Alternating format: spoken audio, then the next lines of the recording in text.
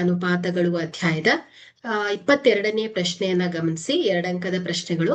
14 metre ಎತ್ತರದ ವಿದ್ಯುತ್ ಕಂಬವು 10 ಮೀಟರ್ ನೆರಳನ್ನ ಉಂಟು ಮಾಡುವುದು. ಇದೇ ಸಮಯದಲ್ಲಿ 20 ಮೀಟರ್ ಉದ್ದದ ನೆರಳನ್ನು ಉಂಟು ಮಾಡುವ ಮರದ ಎತ್ತರವನ್ನ ಕಂಡುಹಿಡಿಯಿರಿ. ಸೊ ಇಲ್ಲಿ ಈ ಲೆಕ್ಕ ಏನಾಗಿದೆ ಹೇಳಿ, ನೇರ ಅನುಪಾತಕ್ಕೆ ಸಂಬಂಧಿಸಿದಂತಹ ಲೆಕ್ಕ.